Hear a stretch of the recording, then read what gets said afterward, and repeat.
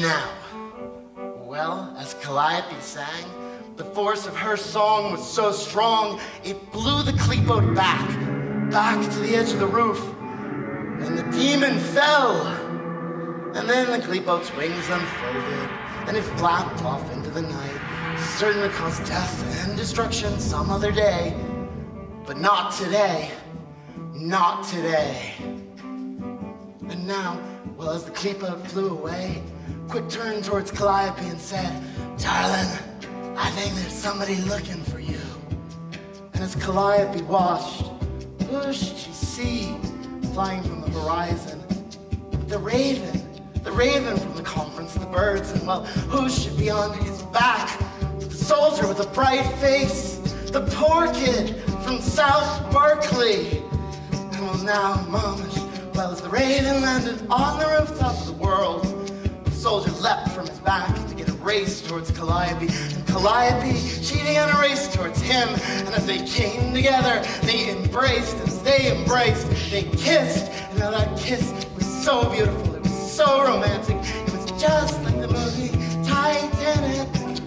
But it was better because it was live and because it was underground. And most of all, because it was independent theater.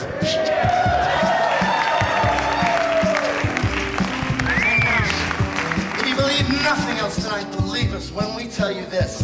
There has never been a kiss like that before or since. A kiss so strong, it stopped the war. A kiss so strong, it stopped time. A kiss so strong, it ended death, if only for a moment. And now, well, in that moment, Calliope and the soldier knew, in the way you sometimes do, that they would never see each other again, in this lifetime or the next. That they never have so many of the things we take for granted. They never get married. They never have arguments about laundry. They never have babies together. They never have anything but this. But at least they had this one kiss. And now, as Calliope parted from the soldier's sweet embrace, Quick walked up to her and handed her an envelope full of cash to bribe the border guards and a phony passport stamped back for life. And as he did, Calliope, she reached up and touched his face just once, as if in sleep. And then Calliope, she leapt onto the back of the raven, and the raven leapt up into the air. And as he did, Quick said, "You know, in that moment I realized a few things. The first was that even though I was a bad man in life and worse than death, I somehow found a way to reclaim my debt, or at least I thought I could. If I tried, if I'd find Calliope. But now I was here, and redemption was further away than it had ever been. And nothing had changed. And yet something had. The other thing I realized was that I had somehow forgotten to get paid. The final thing was that I'd somehow lost my heart. But what was there for me to do but turn to that soldier with a bright face and say, "Hey kid, ever thought about becoming a fixer? Might be the start of something beautiful." And now, well, my friends, we hope we can call you our friends by this point in the show.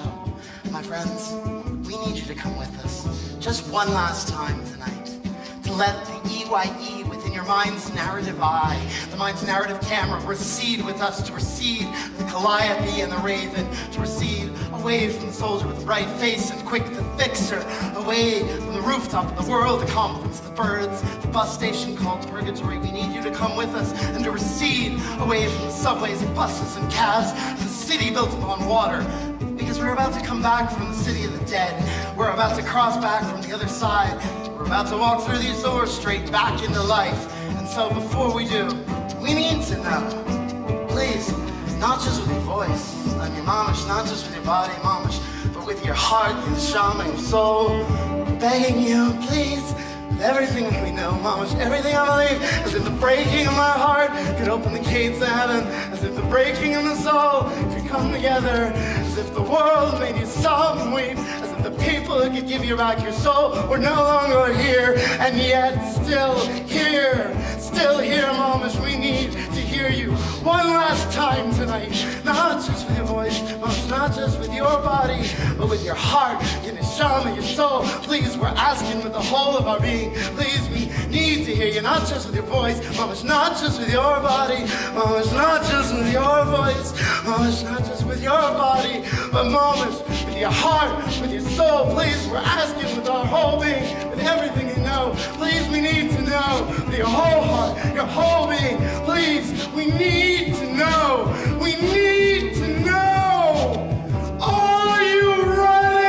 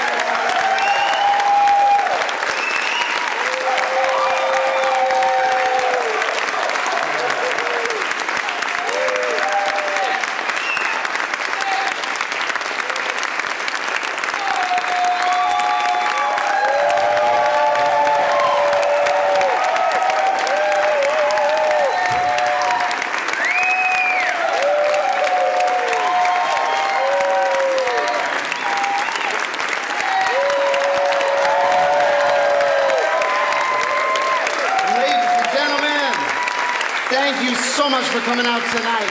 Before you go, first of all, this is the last night Carlos Aguirre can be with us. Tonight he moves on to the Magic. The very amazing and phenomenal DC. Gotta be seen to believe. The man here. But for real, let's give Carlos a big bright red goodbye.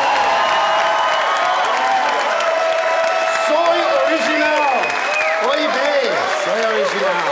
And hey, before we go, we just want to let you know, for reals, y'all, we don't take corporate sponsorship or handouts from the government. We don't accept fake checks or bad money. As a result, we don't seem to accept very much money.